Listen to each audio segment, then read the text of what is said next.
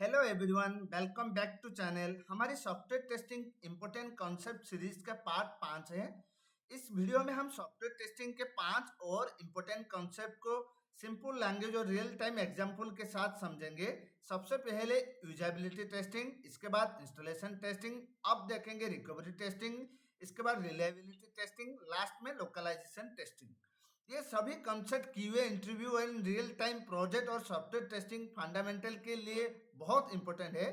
तो बिना किसी डिले के चलिए शुरू करते हैं और सबसे पहले समझते हैं यूजेबिलिटी टेस्टिंग के बारे में।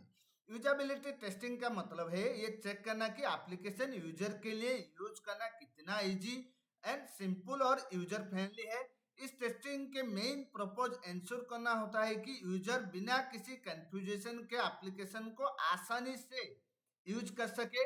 मान लीजिए एक ई कॉमर्स वेबसाइट है, अगर यूजर इजीली लॉगिन कर पा रहा है, प्रोडक्ट सर्च कर पा रहा है और कार्ड में आइटम ऐड कर रहा है और ऑर्डर प्लेस कर रहा है, तो बिना किसी डिफिकल्टी के तो एप्लीकेशन की यूजेबिलिटी अच्छी है। लेकिन अगर बटन्स ढूंढने में प्रॉब्लम हो, नेविगेशन कंफ्यूजन हो या प्रोसेस बहुत कॉम्प्लेक्स हो तो यूजेबिलिटी इशू माना जाता है। अब हमारी इंस्टॉलेशन टेस्टिंग के बारे में समझेंगे। इंस्टॉलेशन टेस्टिंग के मतलब है ये चेक करना कि एप्लीकेशन सॉफ्टवेयर डिफरेंट सिस्टम पर प्रॉपर्ली इंस्टॉल, अपडेट और अनइंस्टॉल हो रहा है या नहीं। इस टेस्टिंग के मेन पर्पज इंश्योर करना होता है कि इंस्टॉलेशन प्रोसेस बिना किसी एरर के सक्सेसफुली कंप्लीट हो।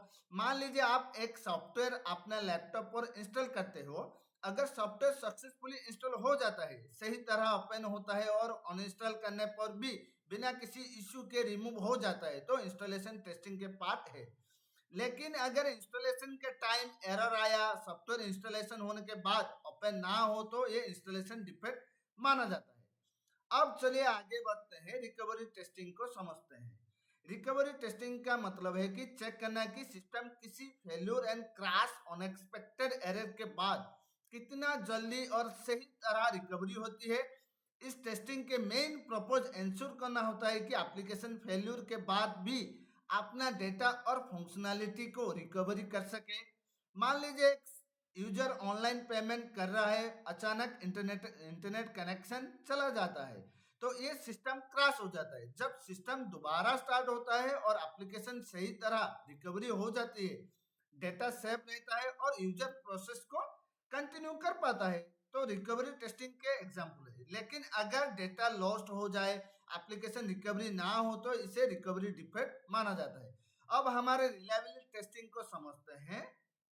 चलिए, रिलायबिलिटी टेस्टिंग का मतलब है ये चेक करना कि एप्लीकेशन लॉन्ग टाइम तक बिना किसी फेल्यूर या एरर कंसिस्टेंटली सही तरह काम करती है या नहीं। इस टेस्टिंग के मेन पर्पज इंश्योर करना होता है कि एप्लीकेशन रिलायबल और स्टेबल रहे और एक्सपेक्टेड रिजल्ट कंटिन्यूसली प्रोवाइड करे।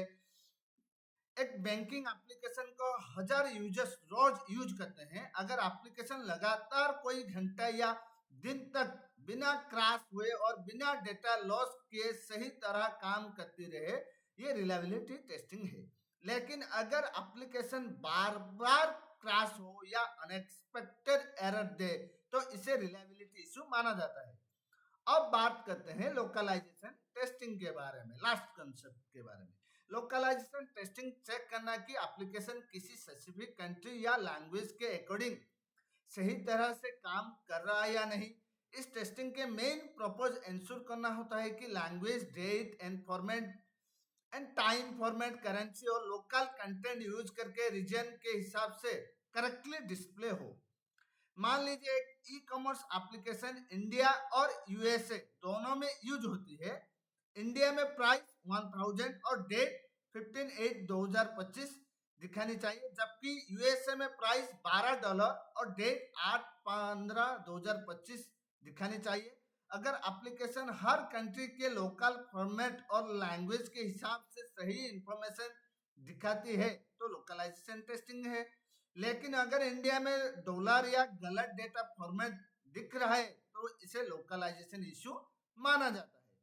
अगर वीडियो पसंद आया हो तो लाइक करो, शेयर करो, चैनल को सब्सक्राइब करो। मिलते हैं अगले वीडियो में एक नया सॉफ्टवेयर टेस्टिंग कॉन्सेप्ट के साथ। Thank you for watching guys.